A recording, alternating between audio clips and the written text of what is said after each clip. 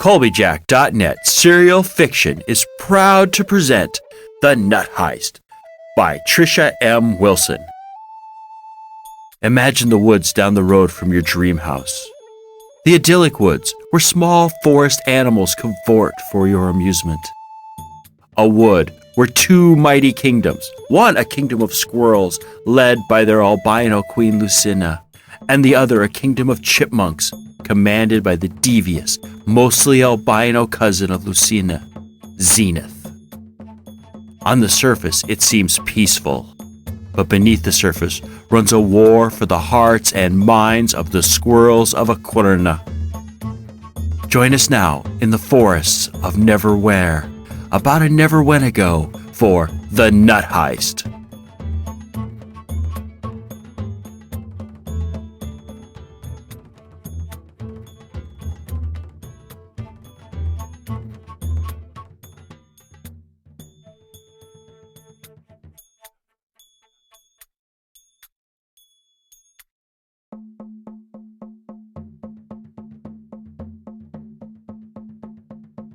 Chapter 4.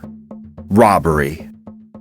"All right, men," General Branimir addressed his Black Eastern Chipmunk Squad. Striding in front of the 7 chipmunks, all dressed in black, he said, "Through long and rigorous training, you have proven that you are the best of the best, and tonight you have a chance to prove it. You all know your mission. You've studied the plans. Remember to get those nuts and return without being seen." A chime rang from somewhere inside of the tree. Noting this, the general said, "You leave in 5 minutes." The chipmunks broke formation and picked up their gear. Lining up in single file, they waited in front of the door, unreadable expressions fixed on their faces. "Failure is not an option. Why?"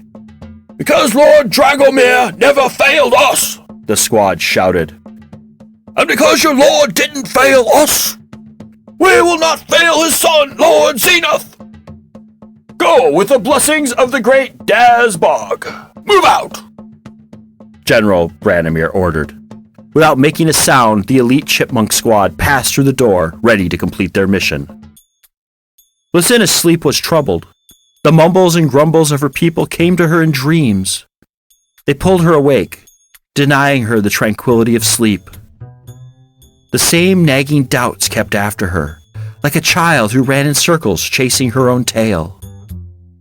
Careful not to wake her husband, she slipped out of bed and silently crept from their bedchamber to the hall.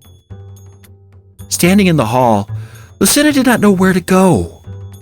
Should she go to her office and get some paperwork done? Or should she walk around the palace and work off some of her excess energy?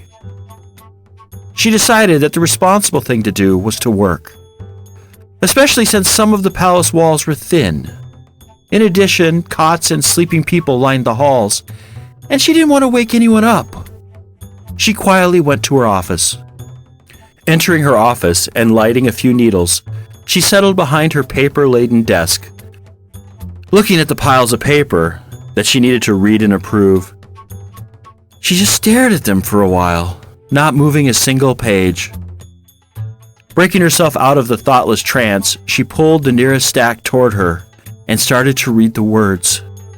The shadows of the night lengthened, and to anyone looking at her, she appeared to be getting work done.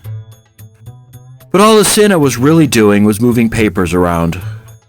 She couldn't concentrate on a single printed word. The troubles of her kingdom, and the feeling that she had somehow not lived up to her people's expectations, weighed down upon her. "This worrying isn't going to get me anywhere," she mumbled to herself. "If only Mother were here, she'd know what to do," Lucina thought. What was that rhyme that she would say when the crown rested a little too heavily on her head and her sorrows prevented sleep? It had been the same rhyme that always comforted Lucina when she'd been unable to sleep. Oh, yes, it was, "When the worries of the world are heavy on your back, and a full night's sleep is what you lack, a nice warm cup of nut tea will be the thing that fits the bill." She smiled as the rhyme swirled around her head. She pushed her papers back into their piles and got to her feet. Nut tea was what she needed, not work. Work never did anything except keep her awake.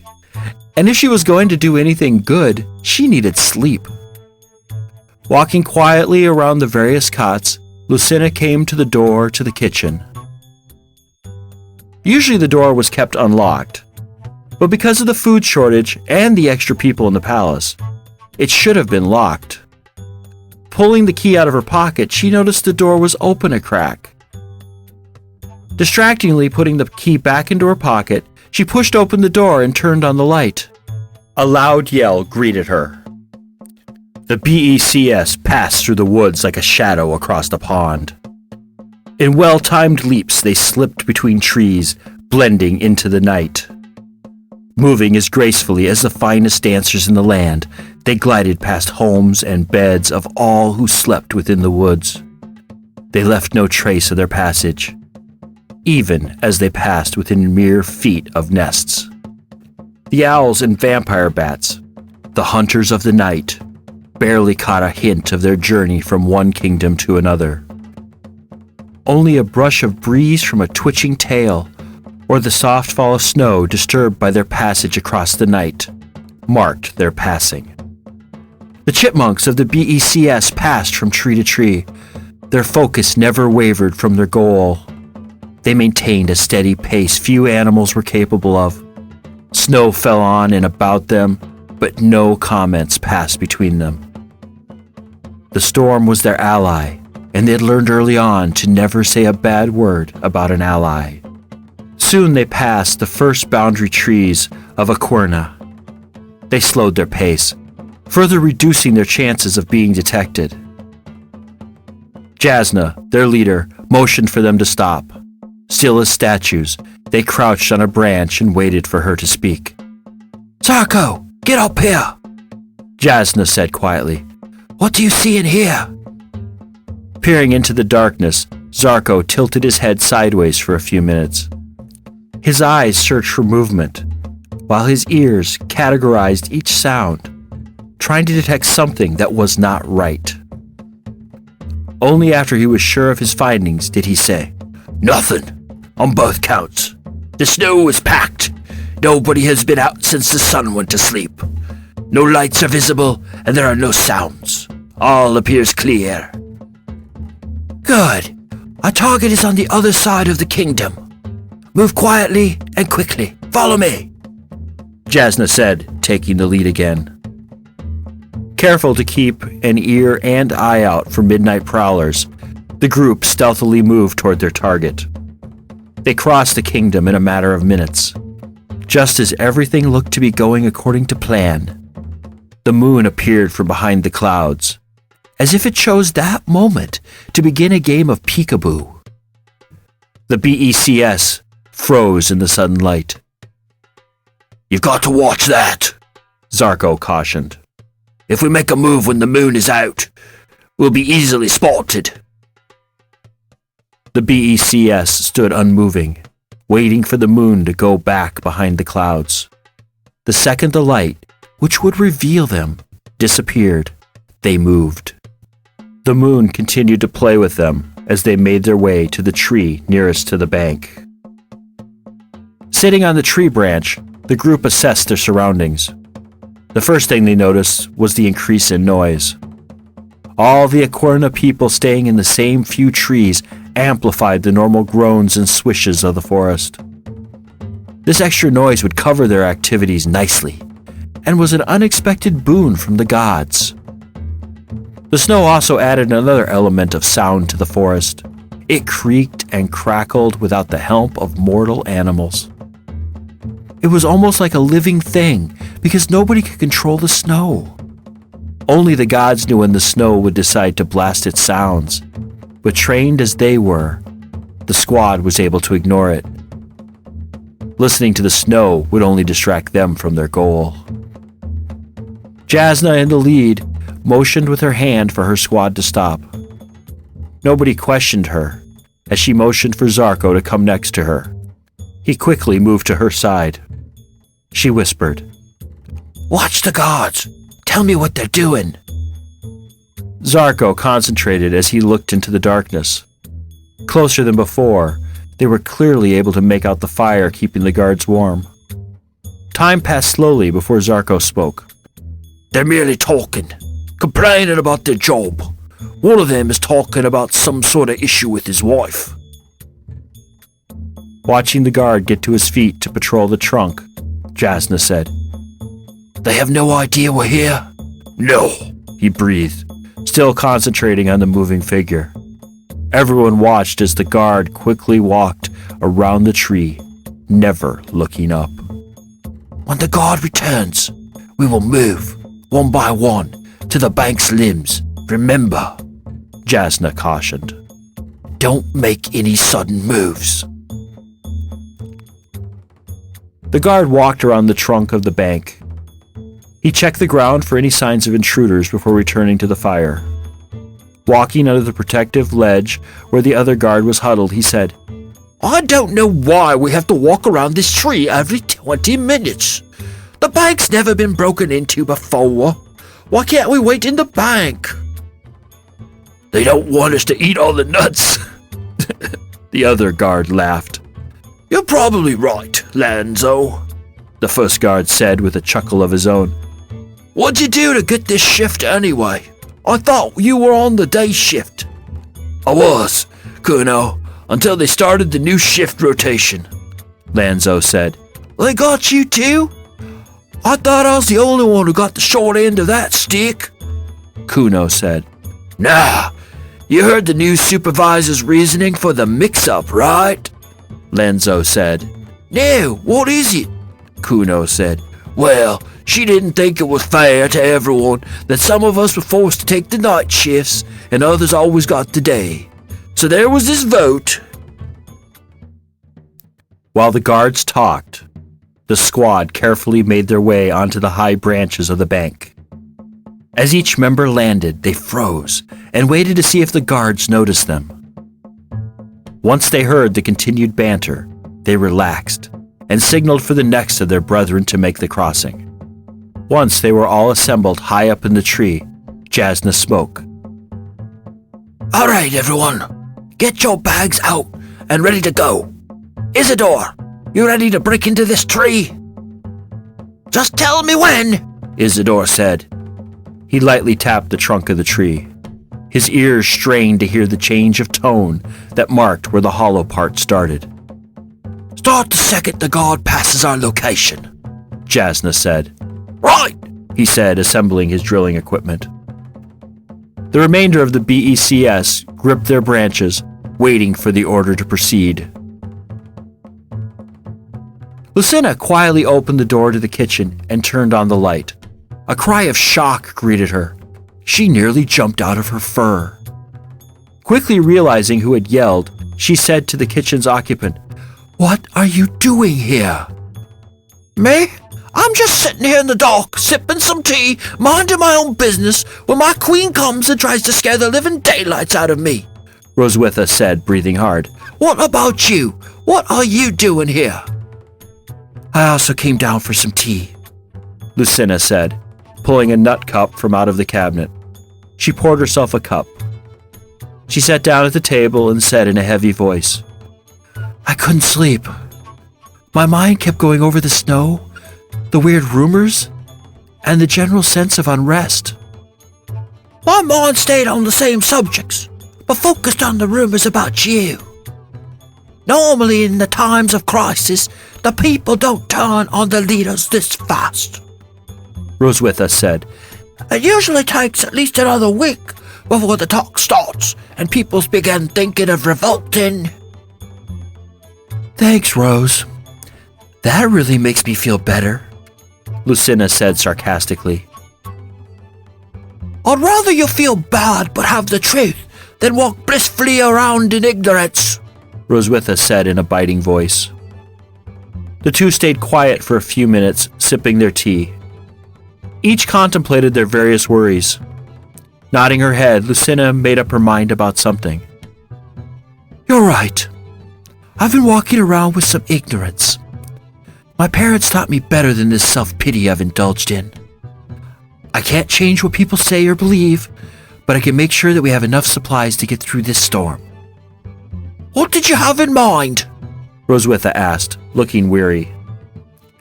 "I'm going to personally inspect our nut supply. I know Tancred said we had enough supplies for 2 or 3 moons, but I need to see the supplies myself. I sense something isn't completely right about the nuts, and I want to make sure everything is acceptable." "Fine by me," Roswitha said. "I intended to make a surprise bank inspection during the night shift anyway." Lucina gave a questioning look. Roswitha answered as she got to her feet. "I've been hearing rumors that the night guards are drinking chipmunk-made bilberry ale during their shift. Drunken guards, especially while on the job, are not acceptable." "Chipmunk-made bilberry ale? Where would they get that?" Lucina asked as they moved toward the door. "Most likely from the BBM, the Bat Black Market. Those bats will sell you anything for the right price," Roswitha said as she shrugged on her red cedar bark coat and her red moss hat and gloves, readying herself for the cold. "The Bat Black Market? What will they think of next?" Lucina asked, pulling on her own bark coat and purple moss hat and gloves. Mentally preparing themselves for the storm, they left the palace. "I guess it's time to patrol again," Laszlo grumbled as he lumbered to his feet. "Has it been 20 minutes already?" Kuno asked, looking distracted. "Yep, I'll be back in a few minutes, as long as I don't catch any bank robbers," Laszlo laughed. Lanzo slowly walked around the tree. Glancing around, everything looked the same, just as it did every night. "This is such a waste of time," Lanzo muttered to himself. "Why did I ever let my wife talk me into joining the guards? It'll be exciting," she said. "It's an important job," she said. "All I'm doing is freezing my tail off." The moon suddenly came out from behind the clouds, illuminating the area. Lanzo stopped for a moment, enjoying the extra light and admiring the moon. Poets for generations had waxed and waned about the moon's beauty. They'd extolled its virtues and spun tales around how it had come to be. Lanzo didn't do any of these things, though. He simply admired it, like a wine enthusiast sips a superb wine, quietly and with dignity. No need for words. Quiet admiration was adequate for the moment. Looking around him, all he saw were mounds of snow glistening in the moonlight. The snow falling presented a beautiful sight. To him, the snowflakes looked like tiny, glistening jewels falling from the heavens. Incredible gifts from the gods. Each one was precious and unique in its own way. The sparkling drew his eyes. He was almost hypnotized by its beauty. The moon, as suddenly as it had come out, went back behind the clouds. Those beautiful jewels turned on Lanzo, becoming shards of biting glass, painfully barbed and aggressively seeking to smother him. Cursing nature's fury, Lanzo pulled his light brown moss scarf tighter around his face and started walking again, more quickly than before. Turning the final corner of his patrol, he caught sight of Kuno, huddled by the fire. Rushing to the warmth, he loosened his scarf and said, "We should bring up at the next meeting that we shouldn't be out in the elements. I mean, really, why do we have to freeze? Or get snowed on, if we were to..." The palace and the bank were located on opposite ends of the north side of the kingdom. Normally, the walk would only take a few minutes. The walk toward the bank tonight, though, took much longer than normal. The snow was so deep in some spots that sometimes Lucina or Roswitha would become stuck and need the other to drag her free. "Maybe this wasn't such a good idea," Lucina said after a few minutes of huffing and puffing. The snow whipped at them, making the walk not only exhausting, but also increasingly uncomfortable. It had gotten to the point where the thought of seeking shelter was more important than continuing on a mission that was not essential. "We have come too far to change our minds now," Roswitha growled, trying to get her foot unstuck. "Suck it up and move!" The wind howled and the snow kept falling, covering up their tracks as fast as they made them. "What's got you so grumpy?" Lucina asked, noticing her friend's drastic change in attitude. "Too many of my men have become wimps when the going gets tough. I'm tired of wimps," she growled again, tugging her foot free and starting to walk. "I'm not being a wimp. I'm only trying to—" Lucina said, trying to defend herself. Roswitha cut her off, saying, "I don't care what you were trying to do, Lucina. Move that bushy tail of yours. I see the bank, and I'm not going to come back for your frozen tail. Move!"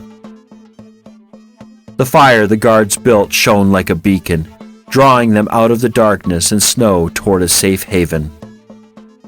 The second that the guard passed the waiting group, Isidore started creating a chipmunk-sized hole in the tree. He slowly turned the hand crank for the drill, carefully avoiding making noise. As the dust started to work its way out of the hole, Isidore sped up the crank. While he worked, 2 BECS watched for any change in the guard's behavior. The other 4 scoured the land below them, waiting for any surprises. The elements attacked them every second, but they ignored their pain. Soon they knew they'd be inside and warm. A little pain now was nothing compared to failing their mission. After 5 minutes of intense drilling, Isidore broke through the trunk of the tree.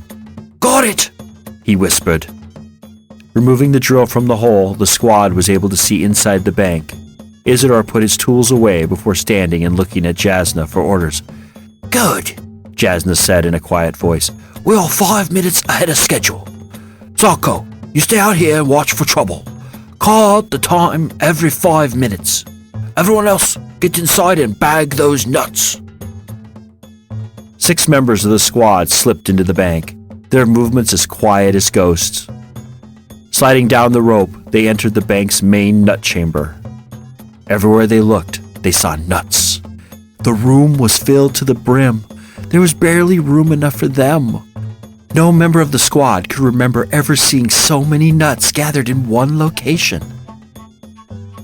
Opening their special sacks, which could grow to the size of 6 or 7 squirrel load of nuts each, they started stuffing their sacks.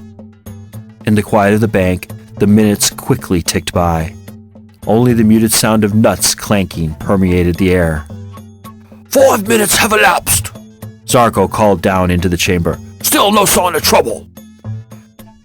"Hurry up, everyone," Jasna quietly said. "Fill up those sacks and bring them up to Zarko." One by one, the sacks became full. Each chipmunk then heaved their bulging sack outside to where Zarko sat, watching and waiting. As they began filling more sacks, Zarko called, 10 minutes have elapsed. Still all clear." Zarko stopped mid-sentence. A minute later, he harshly whispered, "Wait! Everyone freeze!" The BECS froze. They stood still, not moving an inch. A long minute passed before Zarko ordered, "We need to leave, now!" "Move!" Jasna ordered. "Get outside!" Effortlessly springing through the hole, she landed next to Zarko and asked, "What's wrong?" "The Queen is coming," he said, pointing into the darkness. "Queen Lucina? She's here? Now?" she asked. Jasna whipped her head around, toward where he'd pointed. She squinted, trying to see what Zarko saw. "Yes, she's talking to the guards. I overheard her telling them to let her into the bank," he said. Jasna could make out figures, but was unable to tell their identities. "Zarko, you're the lookout as we leave. Remember to stay out of sight. Everyone else into the forest," she ordered. The squad swiftly strapped the nutsacks onto their backs. 2 at a time, they hopped to the shadowed side of a nearby tree. They moved as rapidly as stealth would allow, taking care to make little noise. Laden as they were with their ill-gotten gains, The last thing they needed was for the Aquerna guards to detect their passage. Zarko, the last to leave with his booty, watched the expression on the Queen's face as the bank doors opened.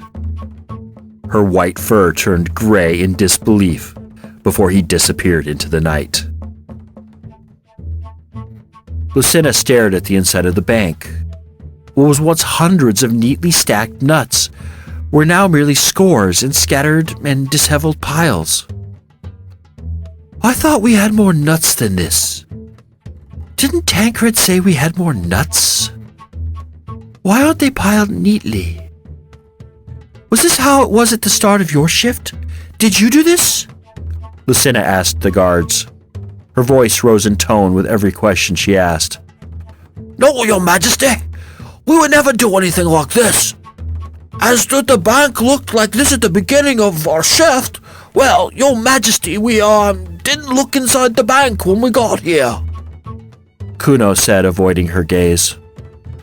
Why not? Lucina asked. It's not protocol to look inside at the beginning of each shift, Lanzo said. I feel a draft, Roswitha said suddenly. Walking to the bank further, her nose twitching, she said, This tree was chosen because of its climate control properties. There shouldn't be a draft. Lucina began to count the nuts. Completing her count, she muttered, That can't be right. Again, she counted the nuts, but she came to the same figure.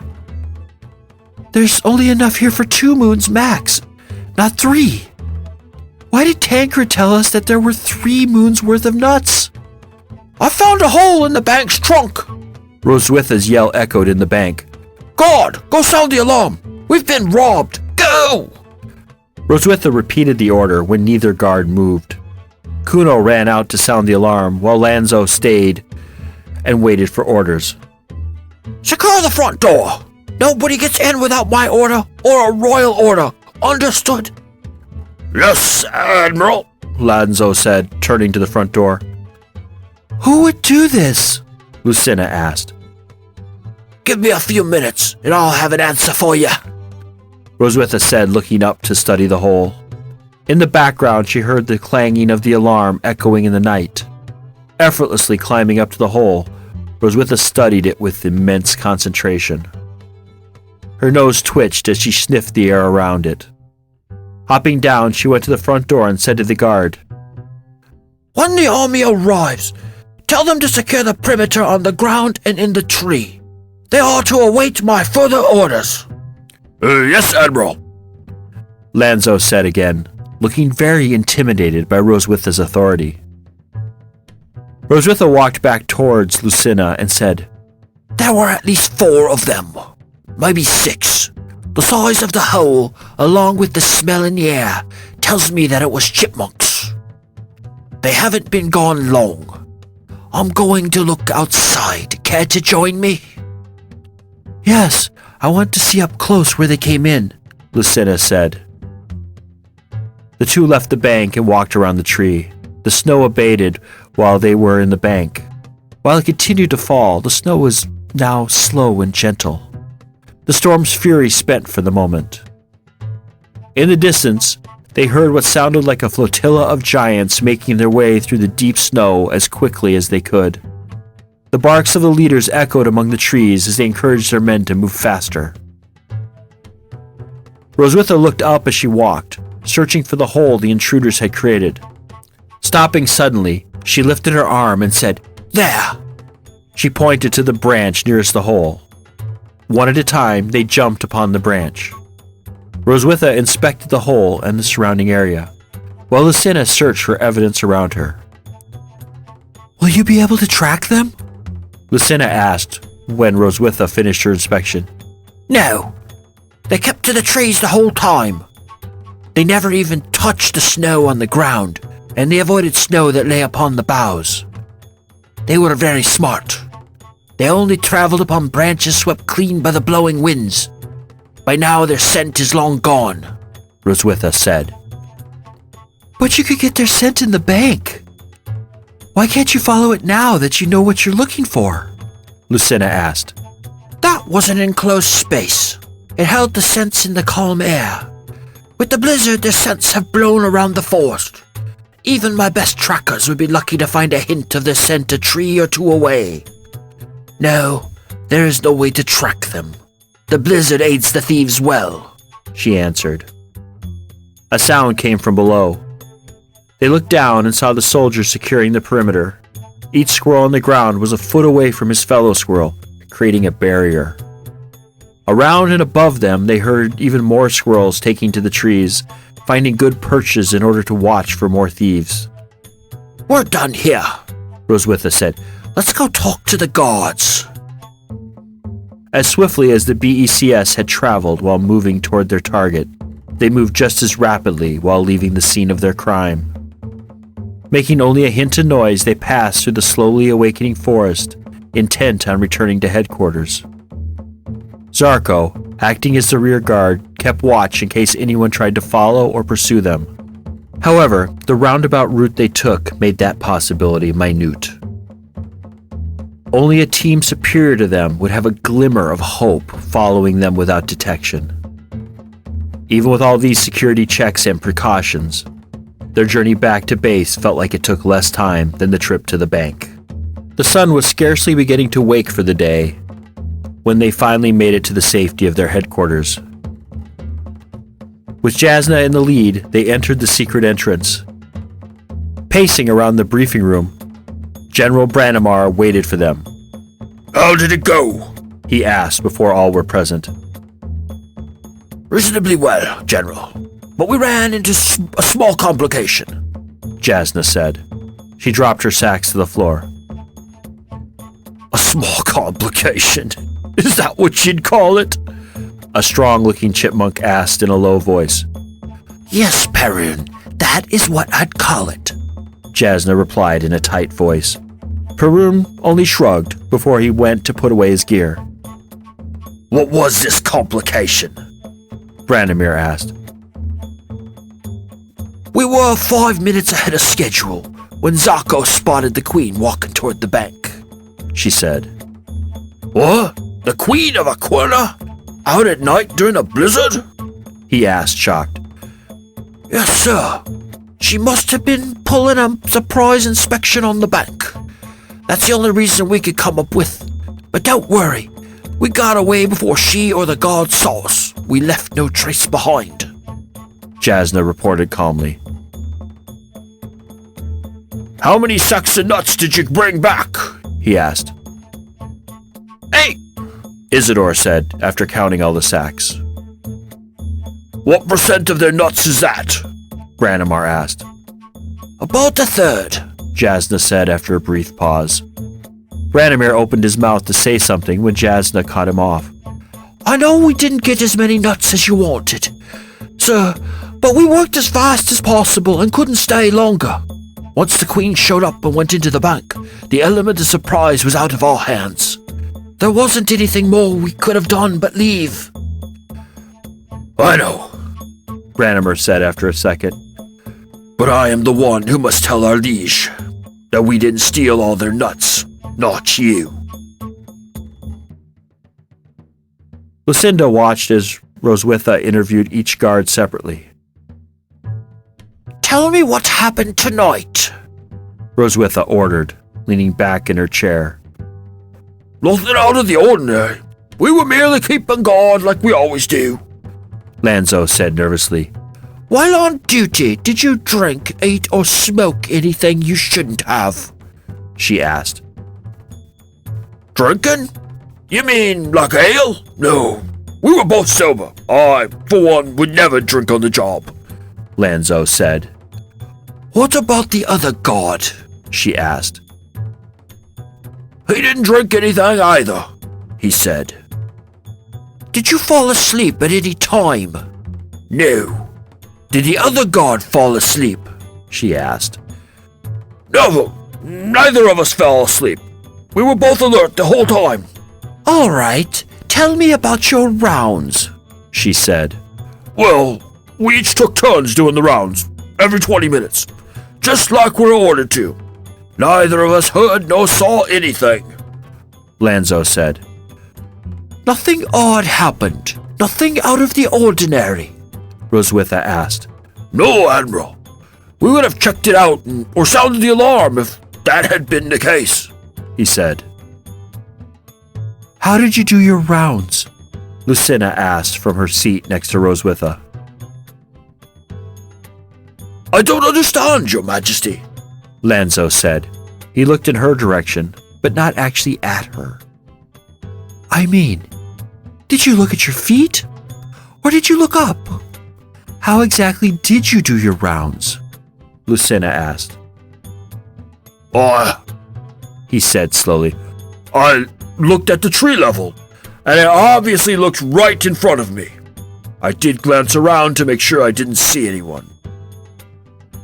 Did you ever think of looking above you? To make sure that nobody was on a tree branch? Lucina asked. No, nobody could get into the bank from the treetops, could they? Lanzo asked. How do you think the bank robbers broke in? Roswitha asked. I don't know. Maybe they tunneled in, he suggested. No, they didn't tunnel in. They didn't come in the front door, Lanzo mumbled to himself. And if they didn't tunnel in, or cut a door into the base of the tree, how did they get in? Tree branches. Oh, I know. They cut a hole in the bank near a tree branch, right? Yes, Roswitha said. And how will you be able to prevent such a crime in the future? By looking up. I swear, next time I'm on duty, I'll look up. I never thought of looking up before. I wonder why. Nobody answered his question. After glancing at Lucina, Roswitha said, Thank you for your cooperation. You are dismissed. The interview with Kuno was almost exactly the same.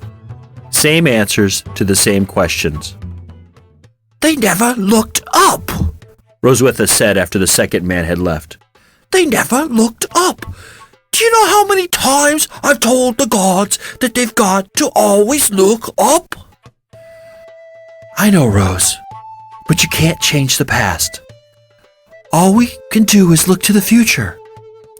Harshly punishing them for not looking up won't bring the nuts back.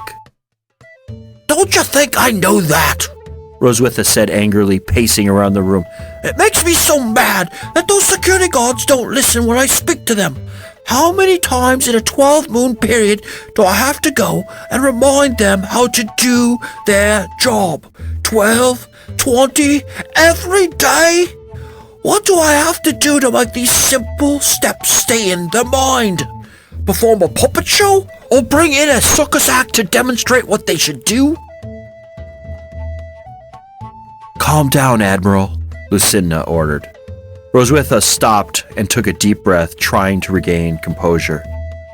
You and your men will do what is necessary to protect the bank and this kingdom from all who want to harm us.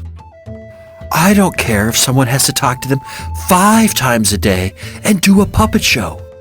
You will do what you need to do. Now, what do you plan on doing about those guards and the future protection of the bank? For starters, all the guards are going to receive more training starting today. And I'm making sure I double the guards on the bank during the day and triple it at night. As for those 2 guards, they'll be working the graveyard shift for the next 3 moons.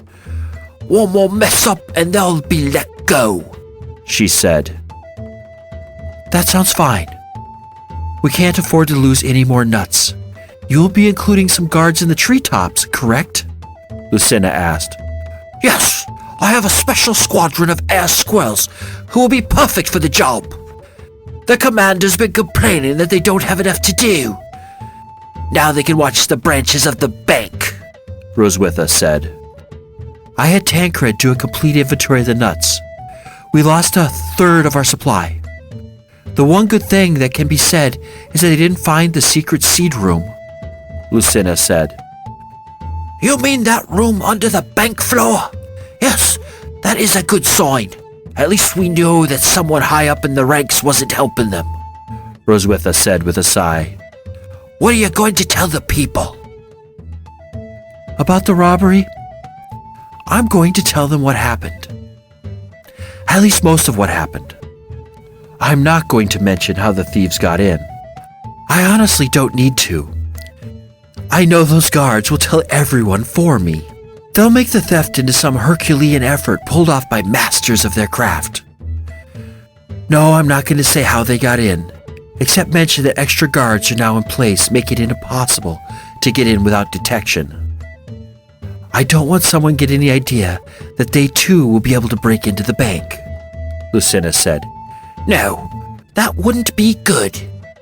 We'd never get any sleep, Roswitha said with a yawn.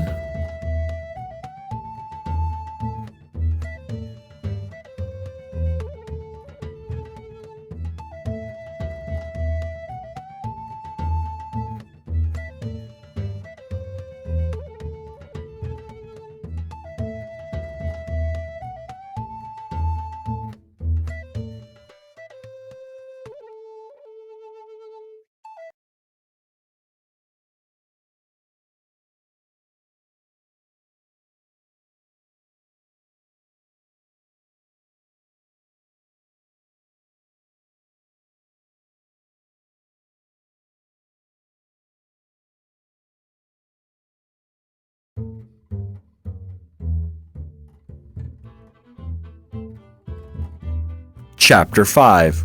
Aftermath. What do you mean the plan hit a few snags? Zenith asked, looking at his general. It was a simple plan. Break into the bank and take all the nuts. How could your people mess that up? They didn't mess anything up, sire. The Queen unexpectedly came to the bank. They wisely left before they were discovered. It wasn't a disaster. The BECS did bring back a third of their nuts, Branimir said, trying to give some happy news. The Queen walked in on the bank heist. What was she doing out there at that time of night? Zenith asked, his white tail quivering. According to our spies, she wanted to inspect the nut supply and happened to go at that time, Volk said. We must have done something to make the goddess Eris mad at us.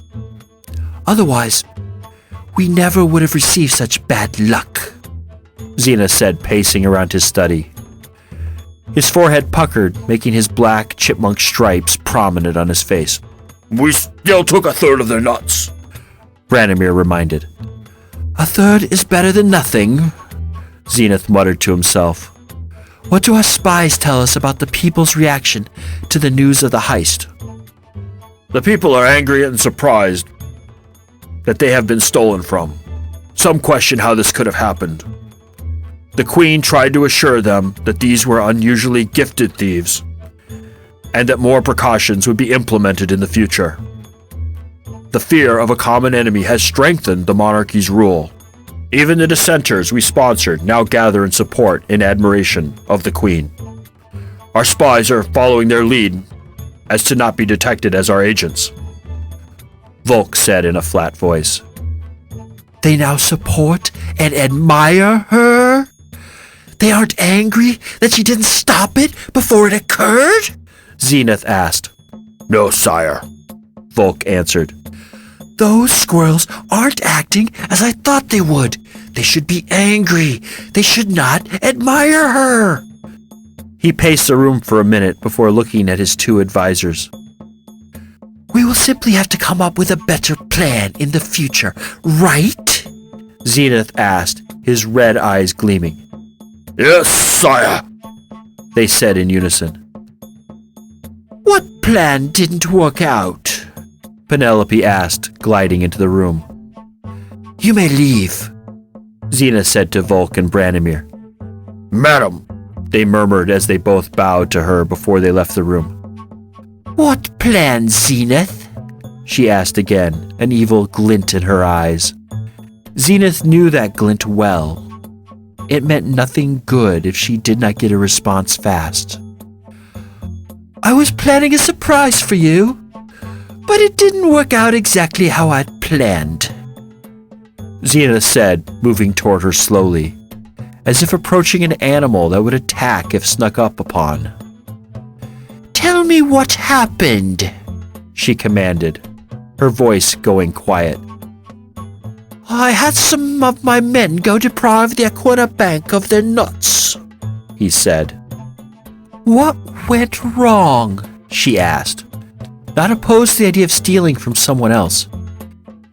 My cousin showed up during the heist, so they only got about 30% of their supply, he said. How many squirrel loads? She asked. 50 or so, he said, looking slightly scared. That is enough to put a dent in their winter supply, and it bulks up our supplies very nicely. You did well, my husband, Penelope said, scratching behind her husband's white ears. But next time, tell me of the plan before it occurs. You know I don't like surprises, she growled. Yes, of course, Zenith said, wondering not for the first time what he had gotten himself into when he married his wife. Beautiful speech, Lucy, Ulrich said to his wife that night as they got ready for bed. You are the perfect example of a strong but caring leader. I've never heard the people respond as they did today. Thanks. I spoke from my heart, she said, touched by his words. Glancing out the window, Lucina felt a pull. Taking a better look outside, something inside her made her say, The snow will stop tomorrow. Tomorrow? Are you sure? Ulrich asked, sounding startled. Yes, tomorrow. I have the overwhelming feeling that it will stop tomorrow, she said. Good. Then we can have people out gathering more supplies before more snow hits. He grunted, getting into bed. Tomorrow the snow will stop and the sun will come out of hiding. He might even melt some of the snow. Not a lot, but enough, she said, staring out the window, gazing at the never-ending snow piles. The next morning was exactly as Queen Lucina predicted. The snow stopped coming down from the heavens and started to melt. Clear weather continued for the whole week. More than enough time for everyone to gather more food for a comfortable winter. Rumors ran throughout the kingdom that the queen had somehow stopped the snow herself. Lucina never took credit, but a new respect for her flowed from the people. The bank robbers were never found, but there is a reward of 20,000 seeds for any information leading to their capture. Many greedy squirrels tried to collect. None ever succeeded.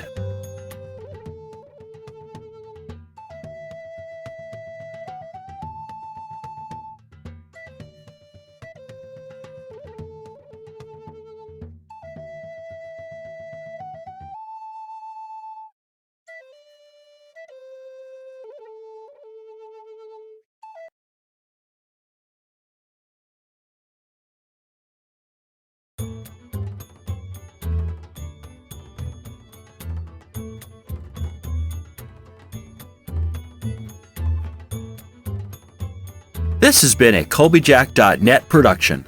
The Net Heist was written by our very own Trisha M. Wilson. Narration, recording, and soundtrack by R.L. Ferguson. This work is released under a Creative Commons Attribution Non-Commercial No Derivatives license. Share it, copy it, hand it around, just don't change it or sell it. Or as Cory Doctorow says when he quotes Woody Guthrie, this song is copyrighted in the U.S. under seal of copyright number 154085 for a period of 28 years, and anybody caught singing it without our permission will be a mighty good friend to ourn, cause we don't give a dern. Publish it, write it, sing it, swing to it, yodel it. We wrote it. That's all we wanted to do. I hope you enjoyed this half as much as I enjoyed its creation. Have a wonderful day.